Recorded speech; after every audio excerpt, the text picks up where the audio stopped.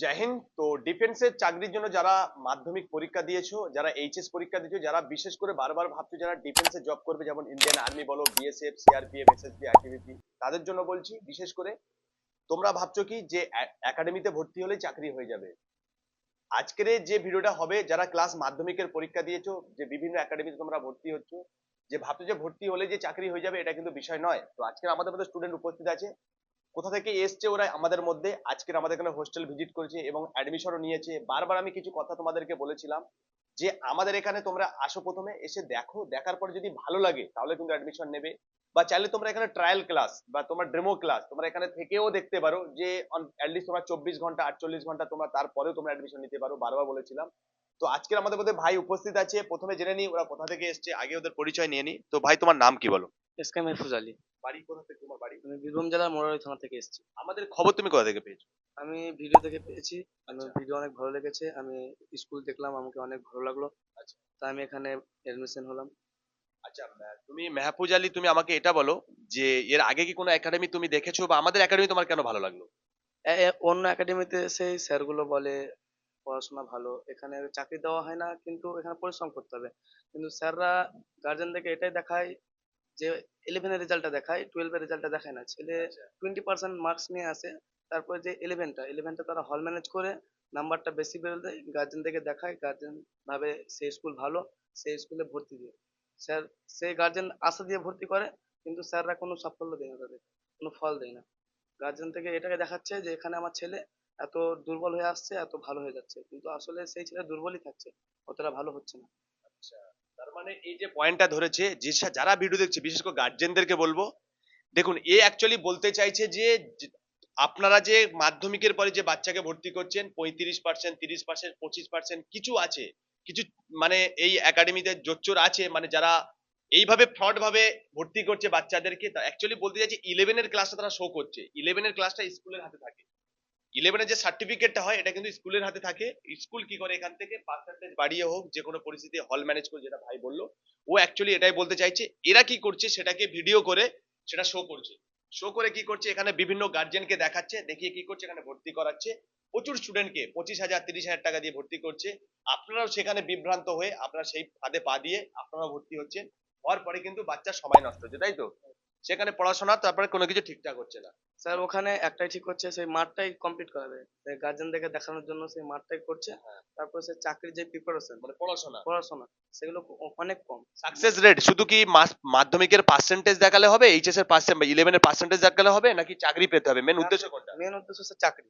সেই ছেলেগুলো তো অনেক, তার গার্জেন গুলো সে স্বপ্ন দেখেছে যে আমার ছেলে কিছু হয়ে যাবে, কিন্তু তার 11 এর 12 এর রেজাল্ট দেখে কি হবে স্যার? সে চাকরির রেজাল্ট দেখাতে হবে। তো যাই হোক, বিশেষ করে আমি এটুকুই বলবো, আমি চাইছি না যে আপনারা ভালো বুঝতে পারবেন আমার কথাটা, বা যে ভাই যেটা বলতে চাইছে। তো বিশেষ করে গার্জেন উপস্থিত আছে, গার্জেনের মুখ থেকে দু একটা কথা জেনে নিই। তো স্যার, আপনি এখানে প্রথমে এসেছেন, আপনার সাথে কথা হয়েছে, শুধু আপনি এটুকু বলুন যে আপনি তো সমস্ত কিছু দেখেছেন কম বেশি, তো আপনার কেমন লেগে? না, ভালো লাগলো। অন্যান্য হোস্টেল থেকে আপনি যেটা তো এর আগে অনেক জায়গায় ঘুরেছেন, সেই হিসেবে বলুন। ঘুরেছি, সেই হিসাবে হোস্টেলের পরিষেবাটা আমার খুব ভালো লাগলো। বাথরুম, পায়খানা। আচ্ছা। আর অন্যান্য হোস্টেলে দেখছি একই হল রুমে ছেলেরা আছে, আচ্ছা। একটাই বাথরুম, ছেলেদেরকে লাইন লাগিয়ে বাথরুমে যেতে হচ্ছে।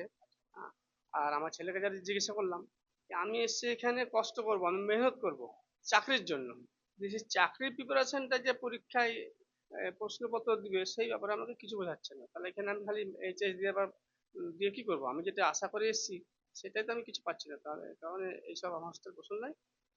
এইখানে স্যারের সঙ্গে কথা বললে মানে সার্টিফাইড হয়েছে বলে আমার ছেলেবেলা এখানেই ভর্তি হবে। থাকার পরিষেবা যে দেখলেন আমাদের, মানে আপনারা যে ভিডিওতে বলি, এটা কি আপনার কি মনে হয় কতটা ঠিকঠাক, কতটা? না, যেটা বললেন সেটাই দেখলাম, বেশ ভালোই। হ্যাঁ হ্যাঁ, বেশ ভালো। না না না।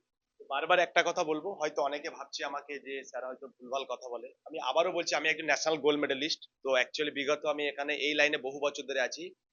বারবার বলছি, বারাইপুর কিন্তু পুরো বিজনেস শুরু করে দিয়েছে। কিছু একাডেমি আছে, যেমন ফুলতলা বলো, এই বারাইপুরের আশেপাশে অনেক একাডেমি আছে, তারা কিন্তু এখানকার স্থানীয় কেউ নয়। আবারও বলছি, যেমন নিজে সোজা হয়তো দাঁড়াতে পারে না, বড় চশমা পরে অনেক বড় বড় কথা বলে, এবং কি ভালো আজকে ভালো অফিস বানিয়েছে, অনেকে মানুষকে বোঝাচ্ছে ছেলেকে চাকরি দিয়েছি, নিজে আজও পর্যন্ত একটা কোনো জায়গায় মাঠ পাস করতে পারেনি, নিজে আনফিট আছে, মেডিকেল নিজে ফিট নেই, সোজা হয়ে দাঁড়াতে পারে না, লোককে বড় বড় চাকরির কথা বলে। শুধু আমার বলার একটাই উদ্দেশ্য অনেকে অনেক কিছু বলবে, আমার পয়েন্ট এটা নয়। আমার শুধু একটা জিনিস, একাডেমি বাচ্চাদেরকে ভর্তি করা কোনো সমস্যা নেই, কিন্তু সেখানে অ্যাটলিস্ট ঠিকঠাক পরিষেবা দিতে হবে।